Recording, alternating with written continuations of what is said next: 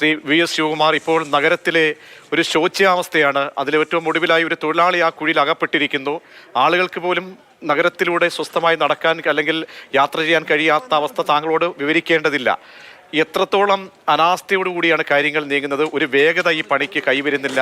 ഈ കാലാവസ്ഥ കൂടി മാറിക്കഴിഞ്ഞാൽ തലസ്ഥാന വാസികളുടെ ജനങ്ങളുടെ യാത്രകൾ എത്രത്തോളം ദുഷ്കരമായിരിക്കും? ഇപ്പോ ഇത് വളരെ ഒരു ദയനീയമായിട്ടുള്ള ഒരു സ്ഥിതിയാണ് തിരുവനന്തപുരം നഗരത്തെ സംബന്ധിച്ചിടത്തോളം. ഈ സ്മാർട്ട് സിറ്റി പദ്ധതി പണി നടക്കുന്ന പോലെ ഇതിപ്പോ സമയബന്ധിതമായി പൂർത്തീകരിക്കും എന്നൊക്കെ നിരവധി പ്രാവശ്യം ഭരണാധികാരികൾ അതിനകത്ത് ഉറപ്പ് നൽകിയിട്ടും സമയബന്ധിതമായിട്ട് ഒന്നും പൂർത്തീകരിക്കുന്നില്ല എന്നുള്ളതാണ് പ്രധാന. നഗരത്തിലെ ഹൃദയഭാഗത്തുകൂടി പോകുന്ന പല റോഡുകളും വെട്ടിക്കുഴിച്ചിട്ടിരിക്കുകയാണ്.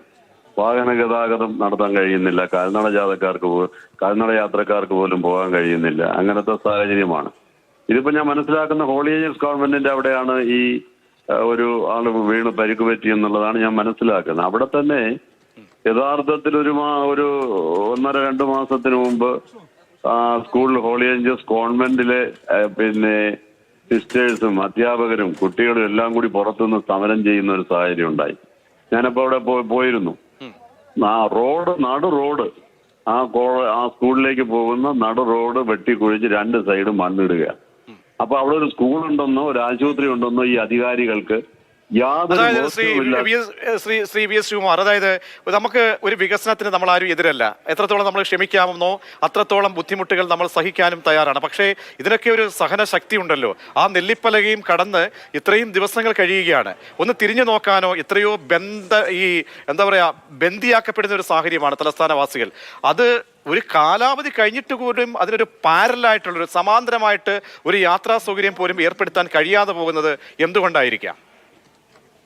ഇത് ഇപ്പൊ ഈ പറഞ്ഞതുപോലെ വികസനത്തിന് നമ്മളാരും എതിരല്ല. ഈ പദ്ധതി തീർക്കേണ്ടത് 2 കൊല്ലത്തിന് മുമ്പ് തീർക്കേണ്ടതാണ്. ഞാൻ മനസ്സിലാക്കുന്നത് 2020 തന്നെ പൂർത്തീകരിക്കേണ്ടതാണ്. ഇതിന്റെ ഒരു ഘടുകാര്യസ്ഥ മൂലമാണ് ഇത്രയും നീണ്ടുപോയ നഗരത്തിലെ റോഡുകൾ മുഴുവൻ ഇങ്ങനെ വെട്ടിക്കുഴിച്ചിട്ടിരുന്നാൽ ആളുകൾ എങ്ങനെ ഇവിടെ സഞ്ചരിക്കും? ഇവിടെ എങ്ങനെ ജീവിക്കുന്ന സ്ഥിതിവിശേഷം ഉണ്ടാകും? ഒരു മഴ പെയ്തപ്പോൾ നമ്മൾ കണ്ടതാണ്, വീടുകളിൽ മുഴുവൻ ചെളി വെള്ളം കയറുകയാണ്. ആളുകൾ ബ്രഷും മൺവെട്ടിയും വെച്ചിട്ട് മുഴുവൻ വെട്ടി പുറത്തോക്കി ഇടുന്നൊരു സ്ഥിതി. ഇതൊന്നും ആരും കാണുന്നില്ല എന്നുള്ളതാണ്. ഇപ്പൊ തന്നെ ഈ തെരഞ്ഞെടുപ്പ് സമയമായതുകൊണ്ട് ആരും ഇവിടെ തിരുവനന്തപുരത്ത് മന്ത്രിമാരോ മറ്റ് ഉദ്യോഗസ്ഥന്മാരോ ആരൊന്നും ശ്രദ്ധിക്കാത്ത ഒരു സാഹചര്യമാണ്.